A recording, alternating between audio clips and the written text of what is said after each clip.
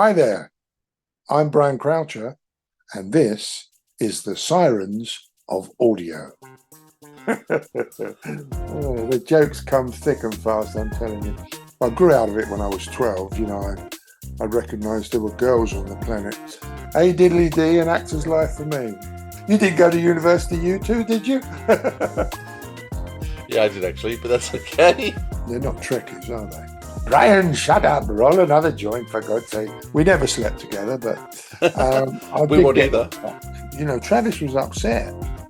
He was really, really upset. And I can talk about him now because he's dead. And long may he be dead. I tried to concentrate on the situation and on the relationships of the characters within the situation, do my job, go home and not cut my wrists.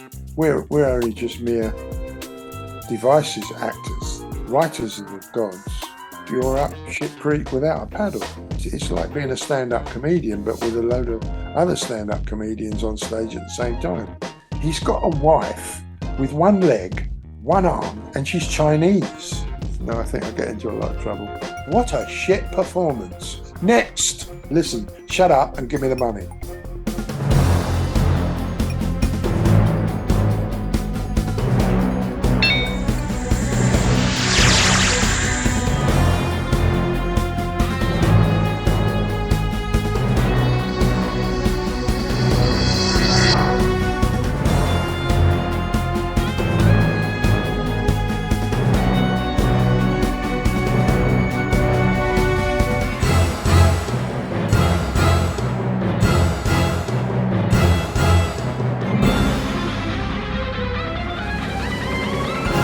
G'day audiophiles, this is the Sirens of Audio, the show that explores the universe of Doctor Who and Blake 7.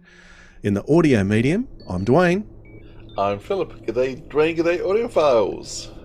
G'day Philip. We're still in the anniversary season of the Sirens of Audio. The 60th anniversary episodes are coming ever closer in terms of Doctor Who.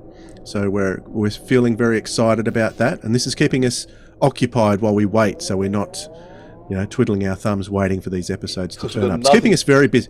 Very busy. Nothing better to do, have we, Dwayne? No, not a thing. Not a thing. Thanks for joining in, Philip.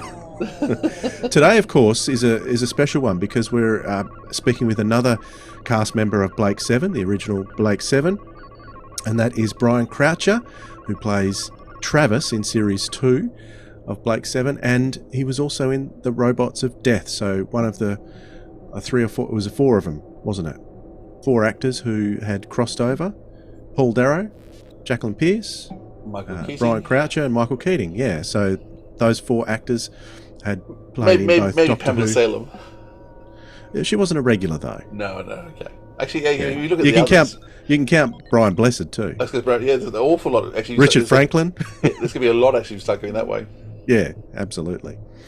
So that's going to be exciting to talk about that. And you've been doing some listening of some of the full cast audios of Blake 7 and the connection with the anniversary theme, because I've got to tie it up in an anniversary theme, Philip, is that in January 2013, so just a little over 10 years ago, we're in the 10th anniversary of full cast audios from Blake 7 from Big Finish. So Warship was released in January 2013. And so since it's an anniversary, let's just throw it in as an anniversary theme. Do you remember how you felt when Warship was being released? I felt pretty excited. It felt like it was a long time coming, because a lot of the Blake 7 cast had been in and out of Doctor Who episodes, guest starring all the way through, hadn't they? And Gareth Thomas had been in an episode of Torchwood. He'd been in Storm Warning. So I think they'd all been in something. Apart from, I don't think Jan Chappell was the only one that has never done a Doctor Who. I think that all the others have. So that's interesting, isn't it? Can you think of any Doctor Who that Jan's done? I don't think she's done any. No. Even David Jackson, before he died, did Sarah Jane Smith. Yeah, which is close enough for me to be Doctor Who. So, yeah, interesting stuff. But do you know what we've got to do before we talk about some of the audios that you've been listening to, Philip? I do, Dwayne, because I asked to do it. Oh, okay. I think we need to go down the rabbit hole.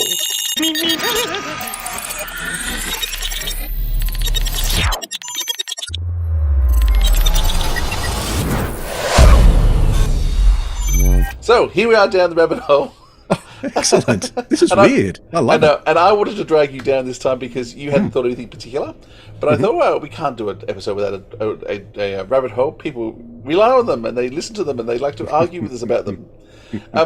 What I wanted to ask you is in terms of your beginnings with Blake Seven. What was your connection with Blake Seven like beforehand? I'm not sure we've even talked particularly about it. So what's your connection with Blake Seven, and what was your feeling in terms of the Blake Seven actors starting to come across into Big Finish land?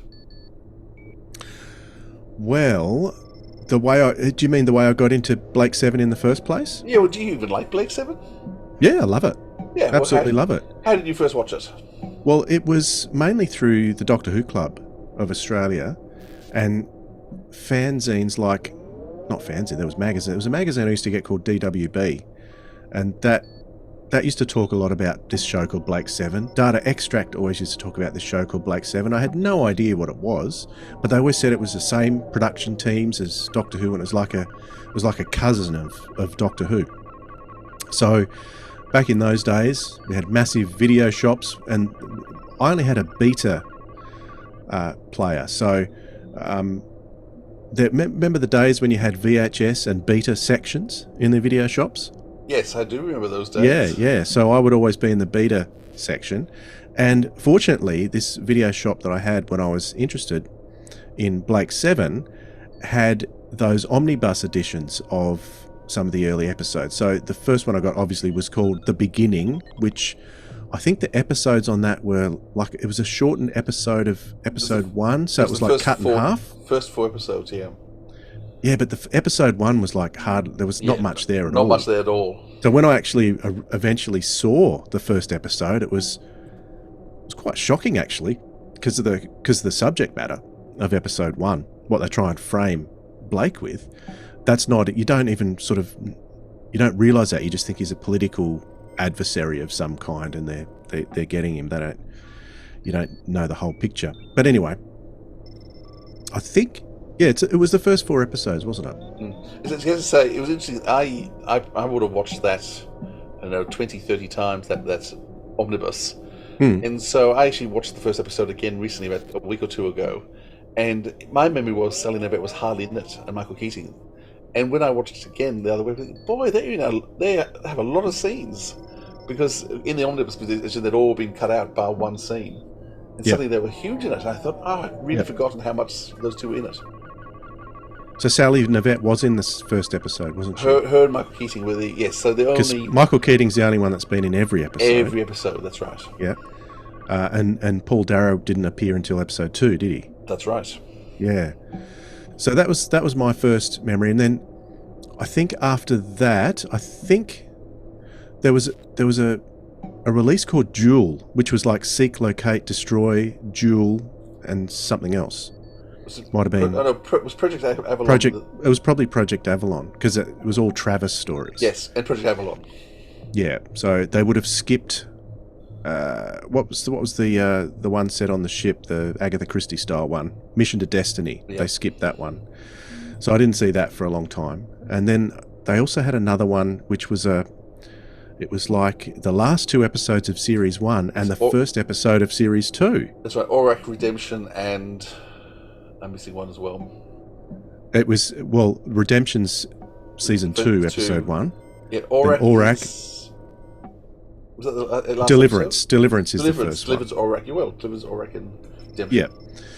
And then they also had Aftermath, which was the first 3 episodes of Series 3. So that was a little bit confusing, because I had no idea how it got to Series 3. And I'm thinking, where's Blake? Where's Jenna?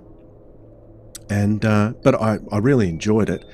And then I had some friends at the time who had a lot of the 3rd Doctor episodes of Doctor Who on beta, so I would borrow them and make my own copies of them.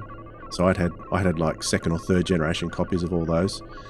And they also had Blake 7, but it was a lot of Season 3. So there's only 1 or 2 episodes from Series 3 of Blake 7.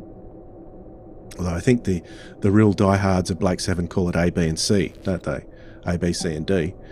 So the third series was one that I watched a lot, and I really like Series 3 because I don't know, it's just something about it. I like Tarrant and Dana. It's colourful. Is that what it is? It's very colourful. Yeah. So a couple of standouts in there, like Rumours of Death always stood out, and then Death Watch. Death Watch. Yeah, Terminal. Death Watch was. Yeah. So that was really cool. And it was a long time before I got to see any of Series 4, and I just loved it all. And then Sue Lin, I kind of really like Sue Lin, so it's just a shame we've never had any Sue Lin on Big Finish. We have had Glynis Barber, and I do intend to get her. Yes. I'm definitely going to get Glynis Barber. Yeah, for sure. Because she was most recently was in The Outlaws, wasn't she? Playing with Stephen Noonan. Yeah, but she has done some Blake Seven's The Mutoid. She did the anniversary story, and she was playing the Mutoid that she did from Project Avalon. Right. Which excellent. I was amused by. So as far as how I felt about them coming to Big Finish, I kind of expected it. It was nice to hear those characters again on audio. Obviously, I'm not as huge a diehard fan of the Blake Sevens as I am of Doctor Who, but I did end up buying all the Blake Sevens. So even though there might be some that I still haven't heard yet, particularly the Liberator Chronicles, which are always, just like the Companion Chronicles, they're always fascinating, aren't they? With the one or two in the cast, they're always really, really entertaining if you put the time into listening to them. So some sensational ones there. Then we had the box sets towards the end there, with John Ainsworth producing them, with Paul Darrow's final ones, with Dana recast, which was interesting and enjoyable. And since then we've had the Worlds of Blake Seven, which has been another twist on the Blake Seven universe, which has been fantastic too. I've loved it all. Good, that's great. Well, good to hear. You're in charge of the rabbit hole. You've got to drive. Oh, okay. Well, I think that's. I think it's probably time that we move on with Brian. So we should probably get out of the rabbit hole then. Sounds good. But before we did get to Brian, I just wanted to talk to you briefly about the full-cast audios that you've been listening to. Just tell us a bit about those, because it's been ages since I've heard them. They're going to be my recommendations. I think you better wait. Oh, all right then. Is that okay? I'll shut my mouth and we'll talk about them when we recommend them. So, okay. What do you want to throw in as a trailer for Brian before we come to him? Oh, good question. Why don't we throw in the trailer for Caged? Coming soon from Big Finish Productions. Blake 7. Caged. Information. Liberator is now 70,000 spatials from requested coordinates. It's time we were leaving. What? Out there? What's wrong? I thought you'd got a taste for playing the hero. Only when it's not going to get me killed. There has to be a way out. There is always a way out. Logic dictates that sooner or later, luck is going to run out. If you had just listened to us for once, then we wouldn't even be here. You would have been dead long ago without me. Like Gan? Take that back. It's over. Your crusade is finished. Who've you thrown yourself in with this time? Mr. President, welcome to the cage. Very impressive it is too, Commander. When the time comes, when you've finished making an example of him, I want to be the one to execute Blake. This is a cage for you, Blake, for your crew, and your ship. The Liberator? What are they doing to her? Those are drones. Crawling over every inch. You are going to watch as the greatest symbol of your rebellion is ground to pieces before your eyes. No. Cut her open. No! Subscribers get more at bigfinish.com.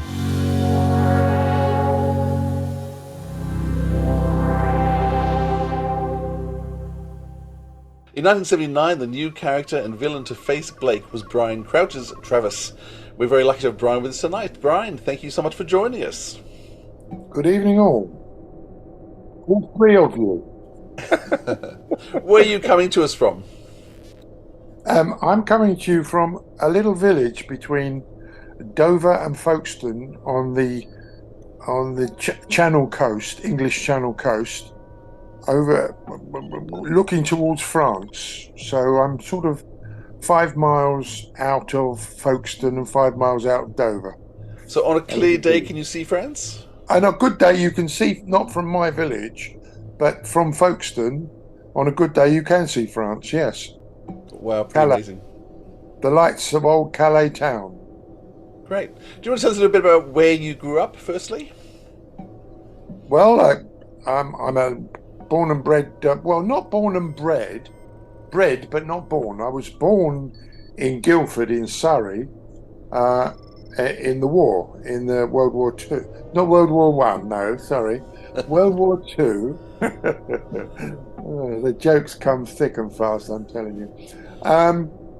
I was born in Guildford, and then after the war, my parents moved into London, first to South London, and then to East London, and that's, I guess, what I'm more famous for with my my approach to life. Some people call me Spiv. So what part of East London were you in then? Hackney. Hackney, right. Yeah, Hackney, which is up from Bethnal Green, Shoreditch, Hoxton, those sort of areas. Great. Yeah. So growing up, did you always think you were going to be an actor? How did you end up becoming an actor? No. We used to enjoy coming out of the cinema at the age of 8. I grew out of it when I was 12. You know, I recognised there were girls on the planet. No, but when you were 8, you rushed out of the cinema with your John Wayne on your horse and chased each other around the bomb sites. Yeah. So, but in answer to your main question, I never, ever, and to this day, I don't know why I'm an actor, really. So at what point did you work out you could act? What was your first productions? Were you school productions, or was it later in life? No, I suppose I'm surprised this is not trickled down to you in Australia. I was a bit of a delinquent, and I was put under Her Majesty's pleasure, put away for 6 months. And when I came out, I decided that wasn't the life for me. I didn't want to continue to be an inmate of Her Majesty's prisons. So I went to evening school. And from there,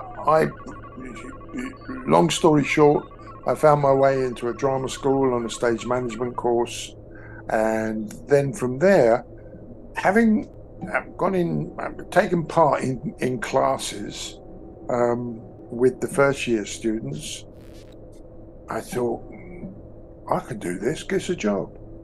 So I auditioned for the acting course and was received, got in, and the rest is history. And I was grateful to do the stage management course, because when later on in my so-called career, I started directing a bit, and to know what goes on behind the stage as well as on the stage is very it's what you need as a director, really.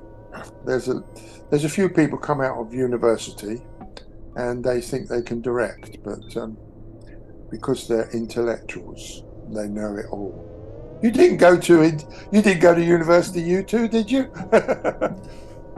Yeah, I did actually, but that's okay. I didn't. I know where you're coming from. Anyway. So from being stage manager, how did you end up on the stage? Well, as I said, as a stage manager, you went to the classes of the first year at Lambda. Lambda's well known for Brian Cox, Benedict Cumberbatch, David, the man with the moustache, the detective, David Suchet. Yeah, which in later on in my career, we were both in Waiting for Godot together, playing Estragon and Vladimir. I played Vladimir, and Suchet fell asleep as Estragon. So Well, he does. And so does half the audience. The character does. I wasn't being facetious. No, I know. I've seen the work a couple of times. It's very painful. Yeah. But it's supposed to be. I went to. I attended these classes, and I thought, well, if this is what it's all about, I said earlier that I never set out to be an actor. I became an actor by default. I tend to go where the next thing leads me and see what happens. And if I don't like it, I walk away. You must have liked it then. Absolutely. It fascinated me. There was so much bullshit talked about acting, about the method and all of that. And I thought to myself, I'm going to sort this bullshit out. I'm going to get rid of it all. And I thought, well, stillness, the truth, simplicity, all of those words came to mind. No complication. No, don't complicate it by trying to be or... No, just do what the situation asks you of you, and that got me through. Coming from the East End, and which is traditionally, I guess, the rougher part of London, and you've got a bit of a background too in terms of, as you said, on Her Majesty's Pleasure. Did other actors cause you grief, or was it just a level playing field and everyone was happy and welcoming? Well, they used to patronise me a bit. They used to talk like that. How you doing, Brian? All right? How you going? I said, why are you talking like that? Why are you dressing me like that? I don't say, hello, Lorna. Hello, Lance. How are you? No. A little bit like that, maybe. But yeah, people can be like that. So, early on, you started off with a stage career. When did you? I know your first movie was in 1968 and film on TV 69. So, did you do much on stage before you started appearing on television and films? Yeah, I mean, I did a little bit of repertory work, and then in the 60s, I started. I'm not a great Shakespearean, a tragedian. I don't go with it. I don't lean that way. I'm more of a contemporary actor. And there's a theatre in London called the Royal Court Theatre in Sloane Square in Chelsea, where they, I mean, most famous for John Osborne's Look Back in Anger. That played there. That started a lot of the contemporary stuff. And Look Back in Anger, it was around about the time of the Lord Chamberlain. Now, the Lord Chamberlain over here, he held sway over art and theatre. So if you wrote a play and it had the F word or the C word, or there was some nudity in it, he struck it out. And so that's why Jimmy Porter never swore. Now, if you know Look Back in Anger, Jimmy would have said, "You effing bitch, Alison, why don't you get on with the ironing?" But never did, because of the Lord Chamberlain. But after the Lord Chamberlain, I was lucky. Lord Chamberlain finished around about 67, 68. I started there in a play called Saved by Edward Bond. We stoned a baby to death. And the Lord Chamberlain didn't. He wasn't around to stop that one. And of course, after that, there was the nude thing when they all appeared on stage in the hair, yeah. So all those productions happened after the Lord Chamberlain was gone, and censorship was abolished. To a great, it did open up a lot of interesting productions there. Whose decision was to get rid of the Lord Chamberlain? Well, I don't know. That it was Lord Chamberlain was the Home Secretary or a Foreign Secretary or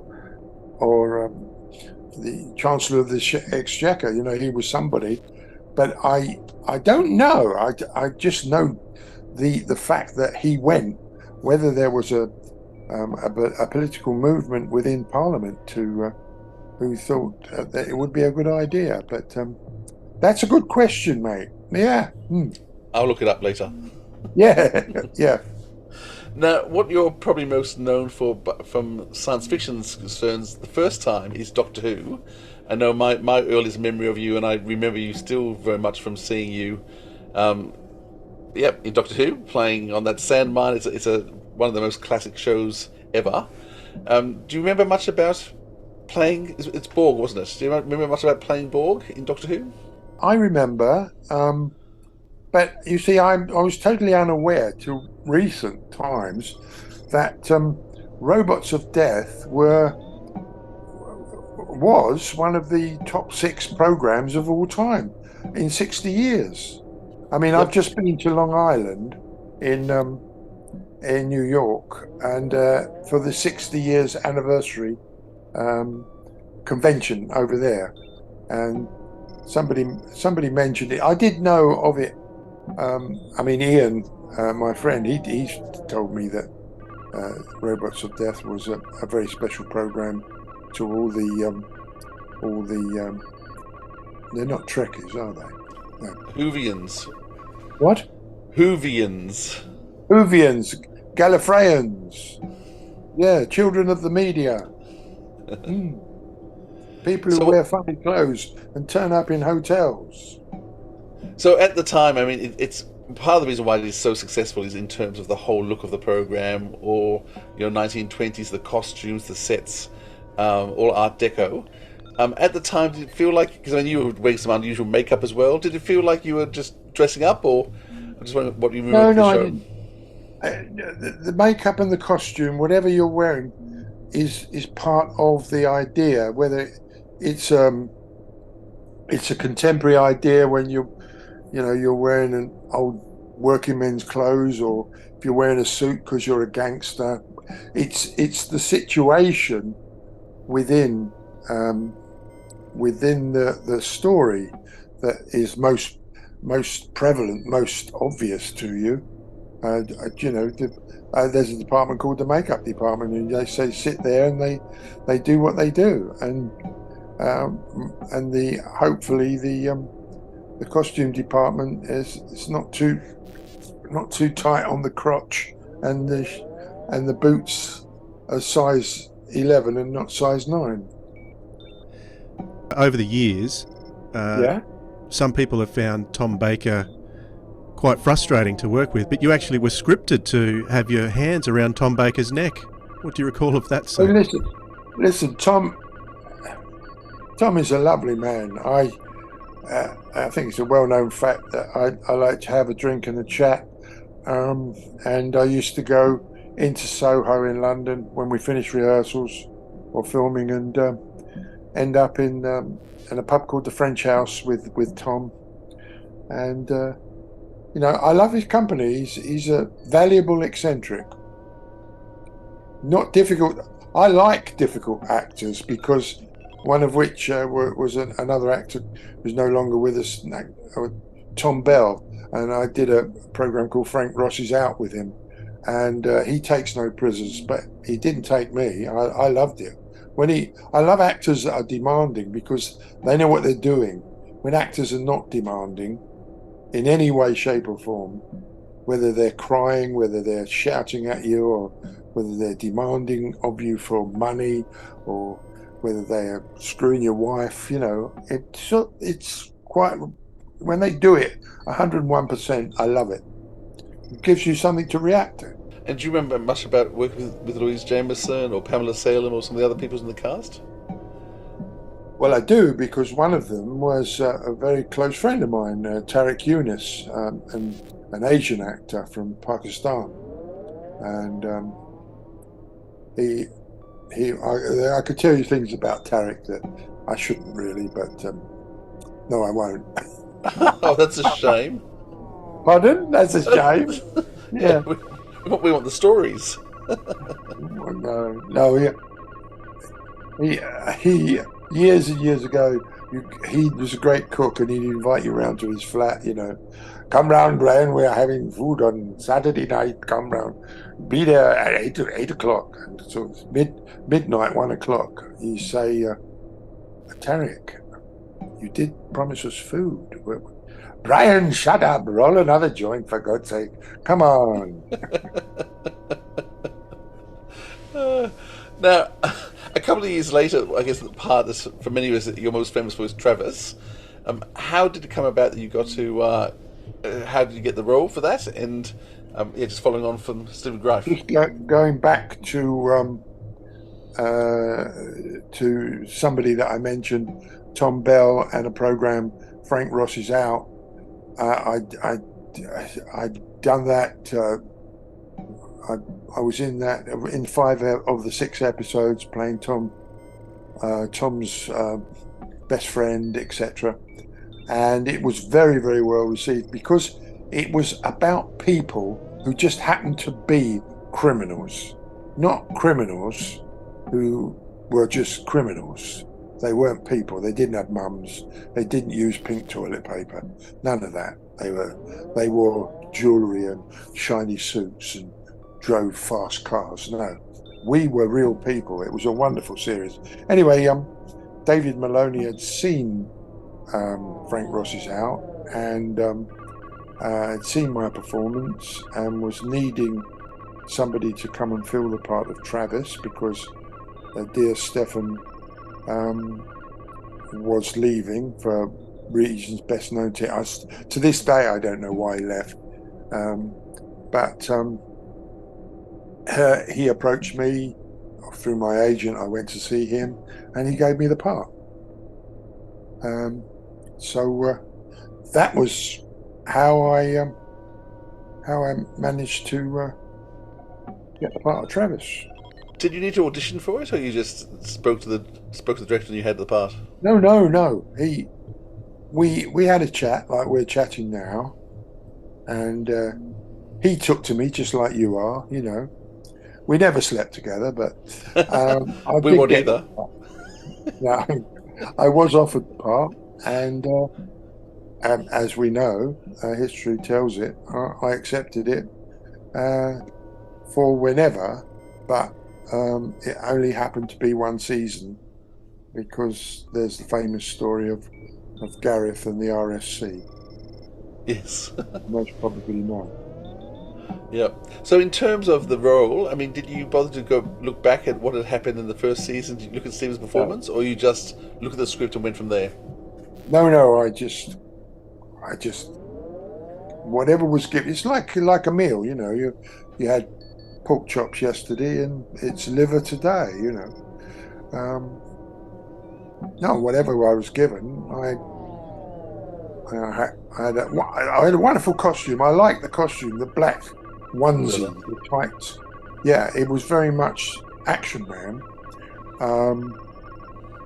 And I just got on with the situations, and whatever the situations brought up, that I tried to deal with as an actor.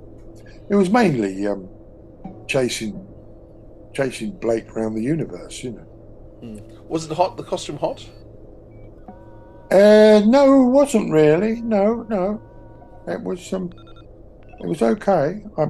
I guess I wasn't filming in the temperatures like we've had recently over here, 30 and 40 degrees. No, it must. I don't know what months of the year we were filming, but no, it wasn't hot. It was very comfortable. No, I think it was only 8 episodes you appeared in, but the character had a fairly major go at the arc in terms of lots of things to do. In terms of, I think originally you were just chasing Blake, but then you had the trial series. You were then on the run. You then betrayed the whole universe. It's not as it wasn't just a static role. Were there particular scenes or episodes you remember as being things that you particularly liked? I'll tell you a funny story. I can't remember the 8 episodes. I can remember Trial because that was my episode.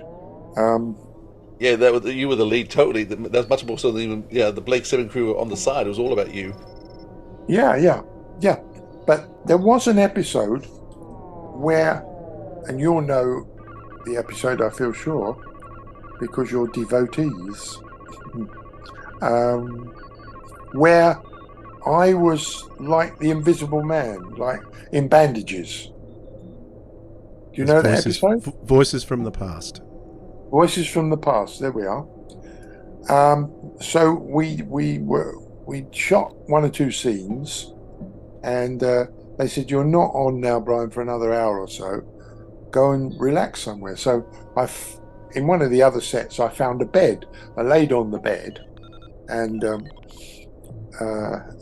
with still the bandages on, because they do come off later on, but I had to keep them on once they were on. Can't take them off and then put them on again. So there I was laying on the bed. I fell asleep, and whatever, half an hour later or something, there were a group of people round laughing, and I thought, well, I don't. What are you all laughing at? And at that time, there was a man infamous, but he was a man called Jimmy Savile, and he had a program. Jimmy Savile will fix it. So you'd say, "Oh, could I get to meet the man who plays Travis in Blake 7, and he would fix it for you," or could I go and meet the Queen at Buckingham Palace? He would fix it. Anyway, there were special badges, and somebody had pinned on here, and I had the bandages and all that, "Jim will fix it," and that's what they were all laughing at. You're laughing now. Yeah. True story. Yeah. Whatever happened to Jimmy Savile? Oh no, we won't talk about that. So, in terms of the end, you were just given the script. I guess you weren't offered to stay on. It was just that because Gareth was leaving, you were going to leave as well. Well, no, because if you remember what Stephen brought to it and what I took, it was our raison d'etre was to kill Blake. Yeah. Because he'd done this to this arm and this to this eye, and Travis was upset. He was really, really upset. I'm telling you. And so once Gareth had decided to go back to the RSC with Trevor Nunn, he was to leave, then there was no reason for me to be there. I mean, I could have thought a good reason, and my bank manager could have thought a good reason for me to be in the next series, but they were devoid of any imagination to keep Travis on, so Travis had to fall down a hole in the planet. What was it like coming on board to a series that was already well established, had a good base of good audience base? I assume all the cast by that stage would have known each other quite well. How easy or hard was it to come on board as a newbie? Well, it's no different from going into when you all meet anyway. Or if you go into a soap, you're well received because they want you to be good to make them good. Nobody's got any antipathy towards you. They welcome you, and you just get on with your work. And that's what actors do all the time. I mean, we meet up, even though none of us have met up before in this TV play, say, there we are. And we all meet up and we all get on with the job. So I had no problems whatsoever with, and nobody wanted to give me any problems because, I carry, in real life. So you tend to go... I'm connected. What? No, sorry. So this is what you're saying. And so there's never been a show you've got into and not felt welcomed? Not felt welcomed? Well, I mean, what we're talking about is not just the cast, but everybody else, producers, writers, departments, and it is known because I didn't get on with him. George Spenton Foster, and I can talk about him now because he's dead, and long may he be dead. Sorry? I'm just laughing. Oh, you can see I didn't really get on with him. No. Yeah, and he filmed he directed a couple of your key episodes too, I guess. Yes, he did. And he gave me a shit time, and simply because he was a very gay man and I'm a very male. I've got nothing against homosexuals, but we just went like that. Oil and water. Did you have much to do with Chris Boucher at all? Because he's not long left us. When somebody mentioned the other day that Chris was... Did he write Robots of Death? He did. And he was the showrunner. And he was the script editor for Blake 7. Yeah. Yeah. He had something to do with Robots of Death, I think. Yeah, he wrote it. He wrote it. He wrote it. Oh, he wrote it. Yeah. See, those sort of things, I try to concentrate on the situation and on the relationships of the characters within the situation, do my job, go home and not cut my wrists. So in terms of shows after that, you've been in all sorts of all bits of shows, often playing fairly hard characters, either policemen or crooks. You tend to go between the two of those. But then you had a long time on EastEnders. How was your time on EastEnders? It was okay. I had 2 years, and then a new producer came in, new broom, and I was one of the pieces of dirt that was swept out of the door. Really, what can one say?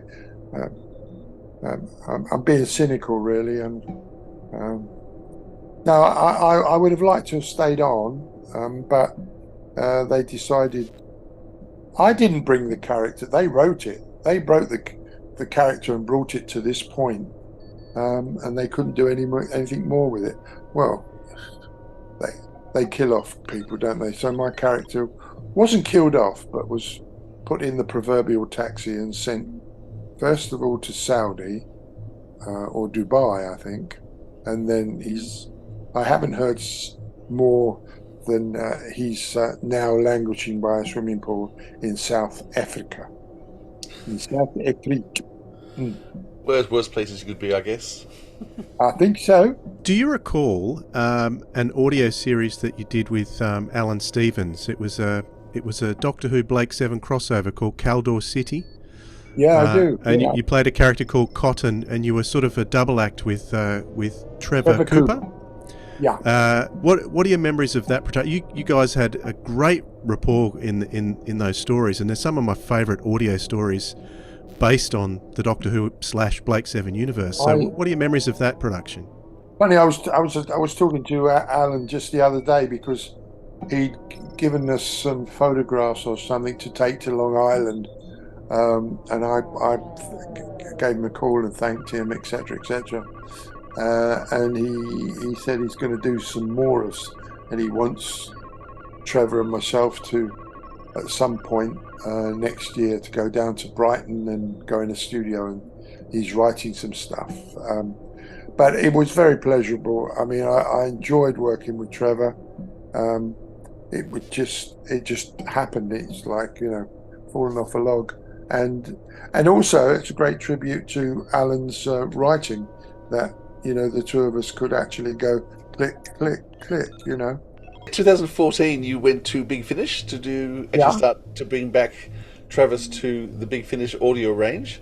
Do you remember how that happened? Who approached you and what the recording was like? Well, I did. I knew nothing of Big Finish, and I think the first one we were all there.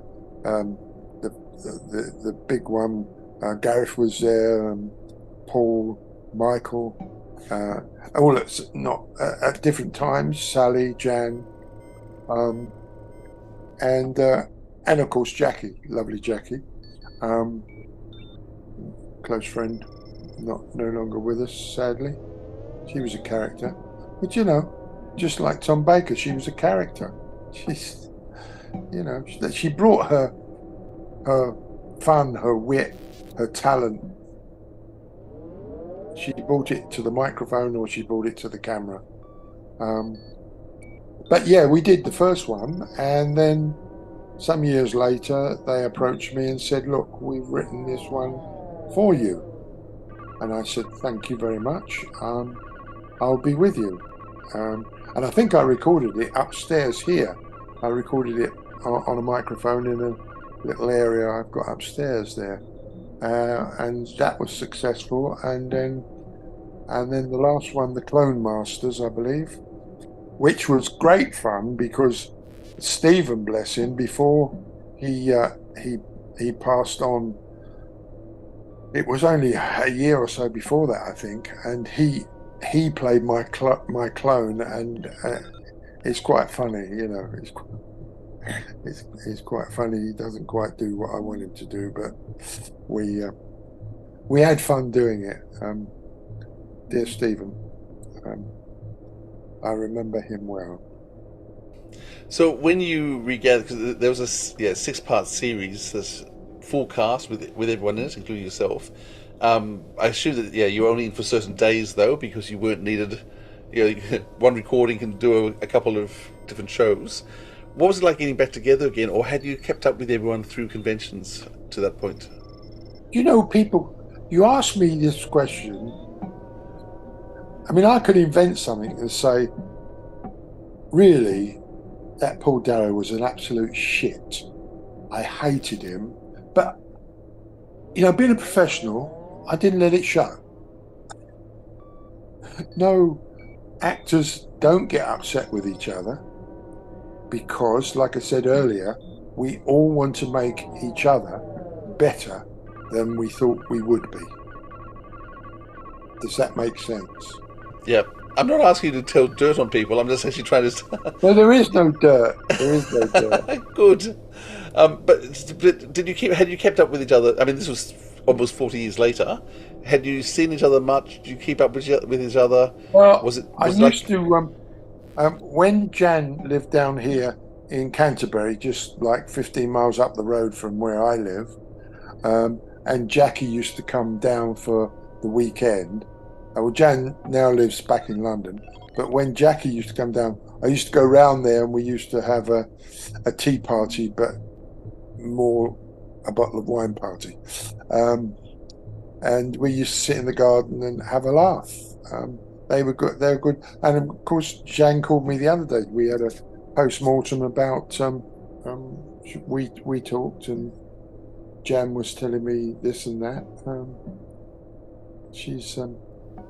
She's somebody I'm in contact. I'm not in contact. I've bumped into Sally. Dear Michael, not very well at the moment. He can't remember. Well, I can't remember, but he's not very good at remembering stuff at the moment. So, and that's all that's around, really. It's all of us that's left. Yeah. Sadly. So the last Big Finish production you did was, well, actually a lot of them been written for you, was the Allies and Aliens. No, After the War was the last one, which was sort of Travis leading up to that whole period, up until your death. What's it like going back and recreating a character 40 years after you were first playing him? I don't know. I mean, what's it like being me at the age of 81? When I don't know how old I was, 31, no, 41. When I did it originally. What year was it? And I'll tell you how old I think it only came out last year. No, the original. Oh, 79. 79 was the original. 79, so 42 away from 79. 7. Yeah, you're 37. 37, that's right, yeah. So I was 37, but now I'm 81. But I'm still the same person, same Brian, with a little bit more experience and a little bit more knowledge, wisdom, possibly. And therefore, you know, if they write that in, then that's what you play. The words are everything. We're only just mere devices, actors. Writers are the gods. I mean, some actors would want to say that the part is them and that they've embodied the part. Others would just say, like obviously that you say in terms of it comes down to the writing. So you just believe if the writing's good, you just play what's on the page and it comes out. Oh yeah. I mean, you've got to find a way to justify what's on the page, what's in the scene. And if you can't, then you're up shit creek without a paddle. The best scripts, well, it's like economy in the end. If something's overwritten, then it destroys your performance. Because people get bored with you droning on and on and on, instead of saying, listen, shut up and give me the money. So what are you still hoping to do? Well, what I'm still hoping to do is to get a screenplay of my early life produced. So if there's any people with lottery money that want to come my way, it was my introduction to acting, leaving not RADA, but LAMDA, London Academy of Music and Dramatic Art. Lots of alumni that I mentioned earlier: Brian Cox, Martin Shaw, Benedict Cumberbatch, all sorts. So it's a screenplay that I've been working on. It needs a little bit more work, but I'm hoping to get somebody or somewhere interested in it. I have got one or two people, but I can't tell them. Who would be the ideal actor to play you? Do you know, this is the question I ask myself. The ideal actor, I couldn't give you a name, but he would have to be. I thought I was in the wrong place. I was born into the East End of London. Well, I wasn't stupid, and I'm not stupid. I think you've gathered that. I went to a grammar school in England, the same 10 years after, the same school as Harold Pinter, the great playwright. So I had a taste of books, of music, of languages, of places,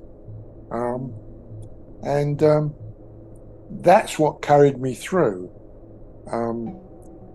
I could have been a recidivist and gone back to prison, petty crime and all of that, if I was stupid, but I wasn't. And I decided not to go along that path, or to avoid that path. Not that I was going too heavily along that path. So he'd have to be somebody within those qualities that finds his way into creativity. Because I've written myself, as I say, I've acted, I've directed, both in the theatre and on film. So, but I couldn't give you a name at this present time. And why did you decide to do it as a screenplay rather than a book, for instance? I had conversations.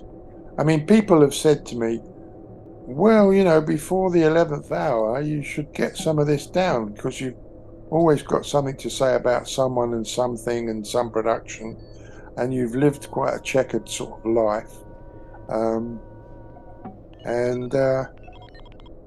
So I was speaking to somebody at some point, and he said, "Oh, I'll put you in touch with this man. This man will help you." And we talked about writing a book, and then we decided that it would make good television, and we thought we'd make it into a 4-part series. And then this gentleman, he had too much work. He said, "Look, Brian, I can't entertain your project, I'm afraid, because I've got work that I've got to. Why don't you just write it yourself? Write it yourself." And we decided that we were going to make a screenplay, and we'd found the ending. The ending was that part of my life, 1969-70. It's over a 10-year period of leaving the East End and finding myself in the West End, as it were. And we had that, and the one bit of advice he gave me, he said, "Don't make it a true story. Make it based on a true story. Change the names, but keep all the characters, and then you can't be taken to court." So that's what I'd quite like to do, as well as do my little bits of. I've got a project to direct on film with a taxi driver friend of mine,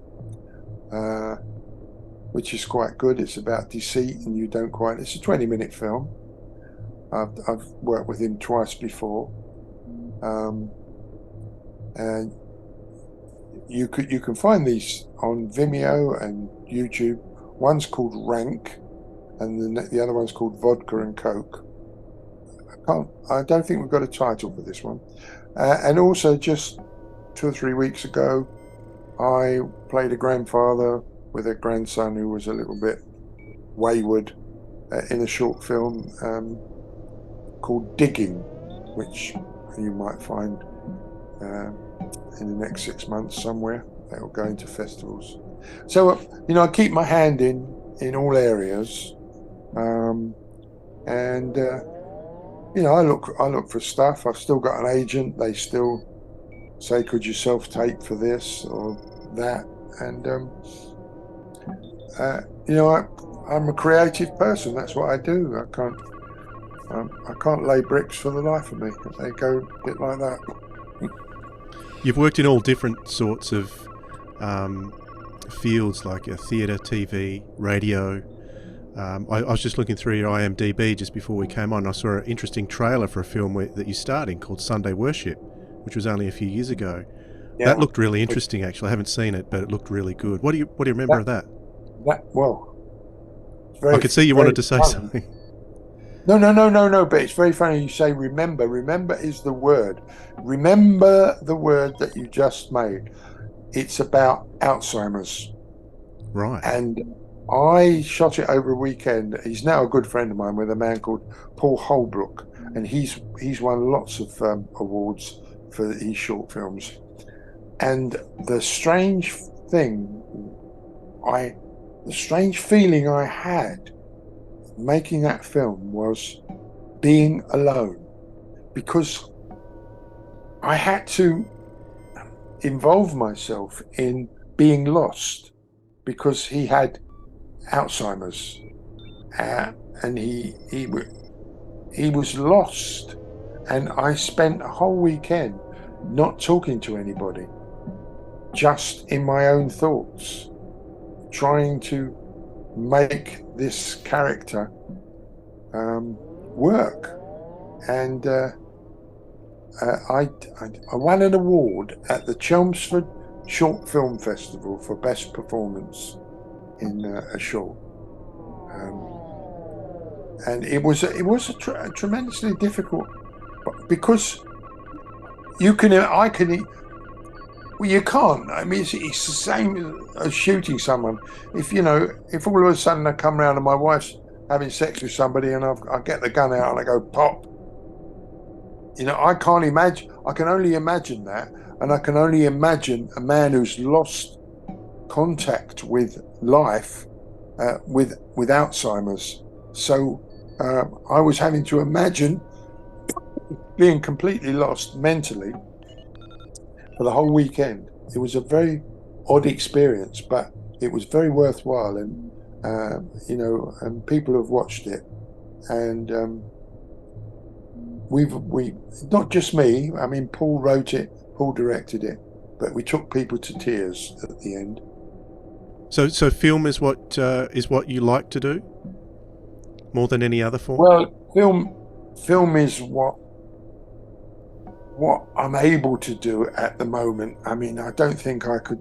I mean, I could play a small part on stage. I love the stage. I love the challenge. It's like being a stand-up comedian, but with a load of other stand-up comedians on stage at the same time.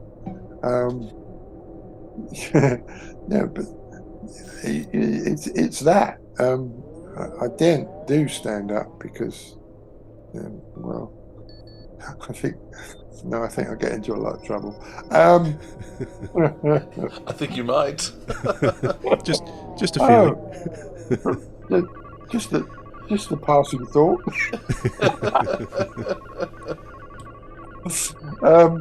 No, but I did when I was much younger and had the energy. I did enjoy being on stage, because there you were a pioneer. You were left. You had to achieve it. You didn't have a cameraman saying, "Oh, that went wrong for me," and thinking, "Oh, thank God, because it didn't go very well for me either." You were on stage, and if you screwed up a line, you just had to go put it there and move on. Otherwise, it all unravels like a ball of wool. So I did enjoy, but these days, I look for the stuff on film. And I did another. Things come into my head, but just last year I did an interesting film about a couple of lesbian ladies. It's called 175, and I played a neighbour in the village, and it was about the time when civil partnerships were happening, and one of the ladies, and it was going to be passed through Parliament, and it did. It passed with 175 votes to get through. But one of the ladies had cancer and was hoping that she would make it so that they could both get married. Was a very touching film. I think it's a very clever film as well, because it takes in the politics, it takes in sexuality, and it was shot in the countryside in a little village just 10 miles from where I live. So yeah, anything that presents itself and I think is okay, I'll have a go at. Why do I want to sit in my chair here all day? It's comfortable. Well, I'm very excited that you told us that Alan Stevens is thinking about getting you and Trevor back together, because the timing that you two had in those audios was comic genius, I think it was. So your scenes had me laughing lots through Calder. It was a very serious... Sorry? Yeah. Yeah, Morecambe and Unwise. Yeah. So I'm really looking forward to that. Yeah. Well, so am I. I hope I'm around next year. Oh, you will be. Of course you will be. Very well. So with a career spanning more than 50 years, what do you make of this obsession with a little program you did with 8 episodes of that continues so many years later? I really don't know. It's not my bag, because I mean I do enjoy intelligent science fiction, but some of it is kick bollock and I mean, what did we put on Netflix the other day was the latest Superman, I think, and there was Russell Crowe in some sort of a really stupid even more stupid than Robots of Death, and firing these guns off, and it was like mafia in space. I thought, no, I want to know about the future. I don't want to know, you've got a gun and you, oh, bang, oh, bang. No. So what in your career are you most proud of? I don't know. I'm quite proud of the TV series Frank Ross is Out. I'm very proud of all the work that I did.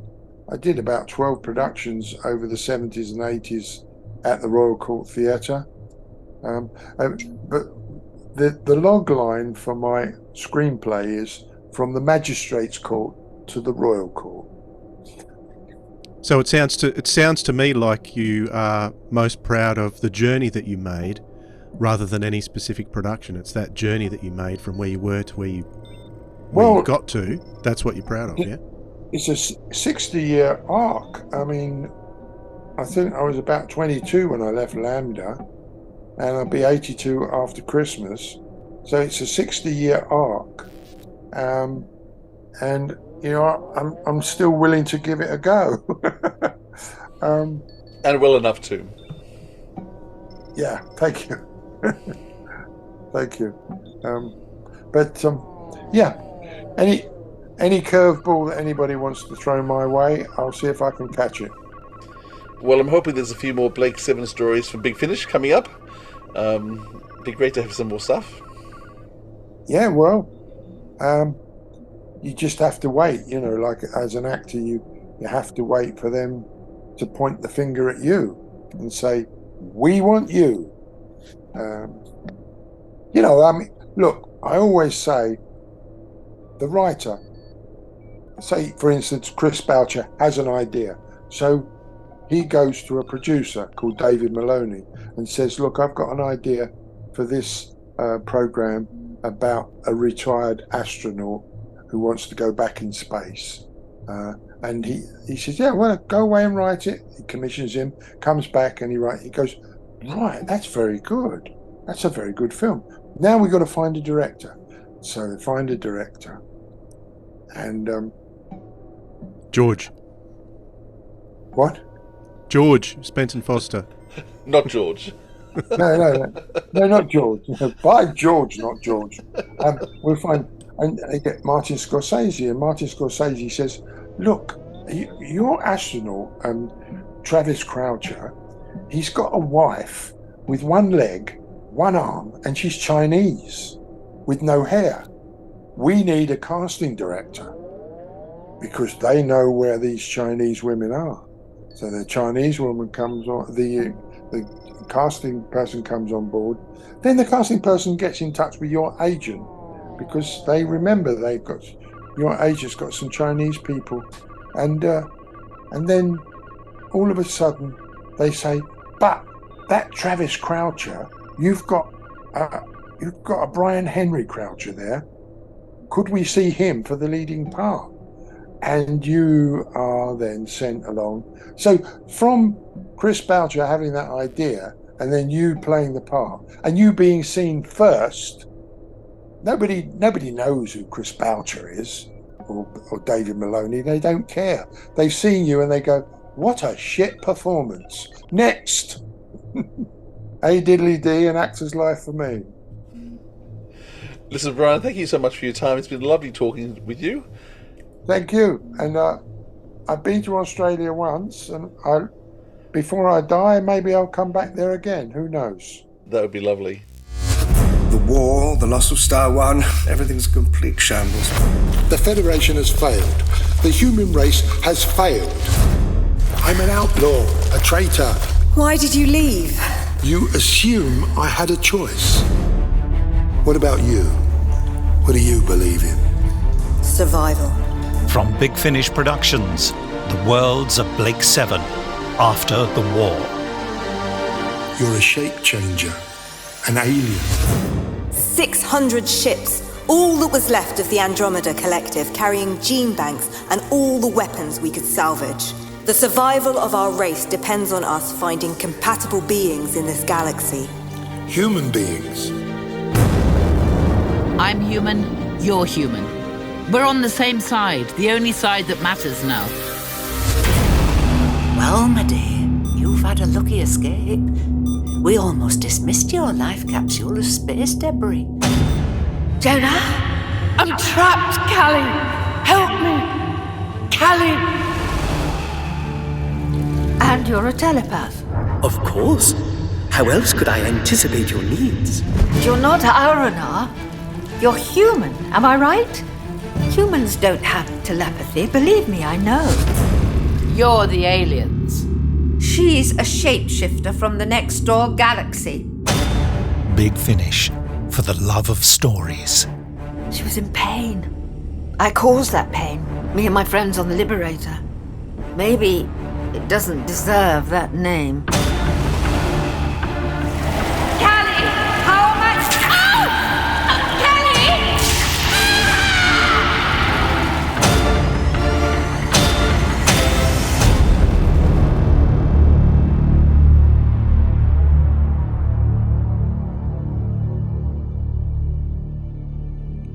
Well, there you go, Philip. Another Blake 7 cast member ticked off your list. Yes, we're getting through them. I'm enjoying it so much.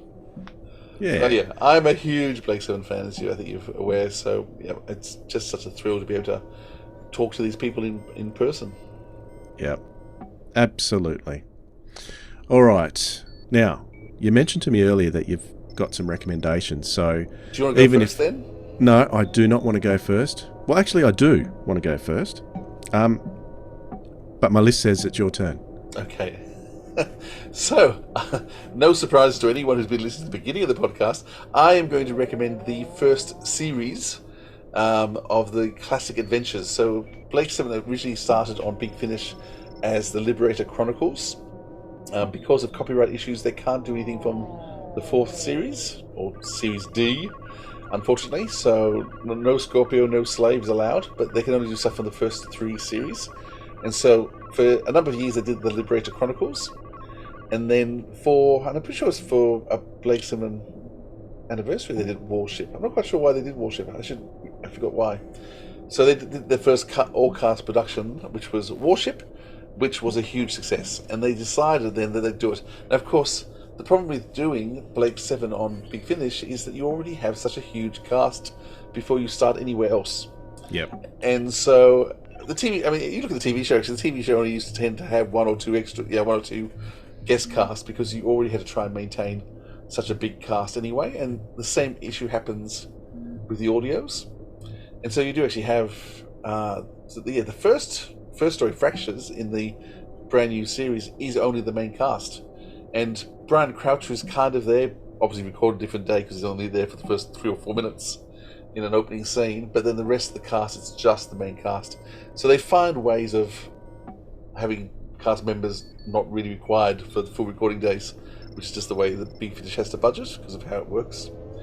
But after the huge success of first the Liberator Chronicles, and then they did Warship as the first full cast production, which 10 was years ago. 10 years ago, anniversary, to fill that gap between Star 1 and Aftermath. They decided to go back and actually do a whole series. Now, the trouble was, where do you fit it? Unfortunately, by this stage, David Jackson had passed away, so it had to be after Gan died. But by that stage, of course, they were all involved with looking for Star 1. But they have managed to find a gap to put 6 stories in. So the stories are Fractures, Battleground, Drones, Mirror, Cold Fury, and Caged. And it really is one long story, and in fact a number of them are 2-parters or 3-parters that run straight from one to the other. So yeah, expect the fact that some of them, so Battleground and Drones follows on immediately after each other. Once again, it's slightly different tones. One of the things that Blake 7 did quite well, not as well as Doctor Who, that could change place and time every time, but Blake 7 often tried to change tones, so it wasn't just always Federation stories. It was a whole mix of different bits and pieces, and this manages to do that. Both Fractures and Mirror manages to go a bit strange, a bit unusual. They've introduced a new character in the series too, and I was going to say, and the highlight of the series is probably the fact they've brought the President in. So throughout Blake 7, you know that there's a President of the Federation, never seen to, referred to occasionally, and they decided to actually cast him, and that's played by Hugh Fraser. who's an amazing actor. People will know him from the David Shushond Perot stories. He was Captain Watson, Colonel Watson, no Colonel, whoever's Perot's sidekick is. He plays him throughout the whole series. Amazing voice, and he just does Sinister so well. So Hugh Fraser is in a number of the stories as well, and as we know, Brian Croucher, Travis is in a number of them as well. There's some interesting interplay between characters, and as a series of stories that fits into Series 2 or Series B, the 6 of them really do fit in logically, and there's some ties before and afterwards to make them fit even better. So a brilliant start, and we're very lucky to have them, because I think we got 2 series, and unfortunately then we lost Gareth Thomas, and now we've lost more as well. So yeah, very exciting, and I can't recommend that enough. And you can get them on Spotify all for free. So they're not too expensive to buy from Big Finish and have forever, but you can just go to Spotify as well and just listen to them for nothing. That's my recommendation. Well, as for my recommendation, I was going to recommend that you jump over to Spotify and have a look, because all of the Liberator Chronicles that we referred to earlier, and all of the full cast audios, you're talking about the first full cast season. The second full cast season is set during Series 3, which is a great one too. So that's there available. But I would recommend it start off with Warship, because it gives you a good basis. Like, it's set at a different time to those stories that you were talking about, a little bit further in the future. But for someone who knows the television series, it's a good place to start. But in addition to that, if we're talking Brian Croucher, I would also recommend The Worlds of Blake 7 After the War. A fantastic episode there, because it was a little bit misleading to me personally, because it was called After the War, but as a big Blake 7 fan, you know that Travis dies at the end of Series 2, but he's there on the cover. So you're thinking, before the Galactic War even starts, how can this be after the war? Yeah. So it was intriguing. It had me intrigued the whole time, and the way they've weaved him in to that story is fantastic. So I can highly recommend that. If you haven't had a taste of The Worlds of Blake 7, that's a good one to grab hold of. Because in that world there is also another Travis running around too, in the form of Stephen Greif, which sadly we won't get any more of stories with him in it, but the story surrounding the second Travis and how he came to be is in another box set called The Clone Masters, which is great too. And both Travises together yes, which is fun to listen to and understand and piece together. Absolutely, yeah. So fantastic. Great to have Brian Croucher on the show with us and to talk about another one of the things that you love, Philip, very much. And because when you're happy, I'm happy. Oh, and I'm happy that you're happy, but then I'm happy too, Dwayne. Thank you. This sounds like the Happiness Patrol. And we're all happy. I'm so happy, you're so happy. And we're with Stephen Sondheim there, Into the Woods. Oh no, another musical reference. Sorry about that. Now at the time of recording, you're packing your bags, getting ready to go a-sailing. No, I should be packing my bags, getting ready to go a-sailing. I haven't even thought about packing my bags yet. I need to go. You have a fantastic time. Don't get too much sun. Oh, I hope to get too much sun. Yeah, spoken as a true Tasmanian here, not getting much vitamin D at all. But yeah, you'll have a lot of fun. You're going to a couple of the islands that I really love too, so looking forward to hearing all about it when you get back. Sailing to the into the South Pacific Islands, it'd be lovely. Yeah, it's always good out there. As long as the weather's not too, it's always a bit rough just coming out of Sydney for a day or two, and then it calms down. Hopefully, no hurricanes due. That's good. Or cyclones down the side of the world. All right, thanks once again, and I'll see you when you get back, Philip. Ahoy there, me hearties, you shall. Thanks, everyone.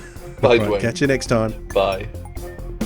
This has been the Sirens of Audio, episode 173, The Travis of Death, with our guest Brian Croucher and your hosts Philip Edney and Dwayne Bunny, celebrating 10 years of full-cast Blake 7 audio drama at Big Finish. Original theme music composed by Joe Kramer. More about us from sirensofaudio.com. Comment below to let us know what you thought of the episode, or contact us via email at sirensofaudio@gmail.com or any one of our socials. Thanks for listening, audiophiles. We'll hear you next time.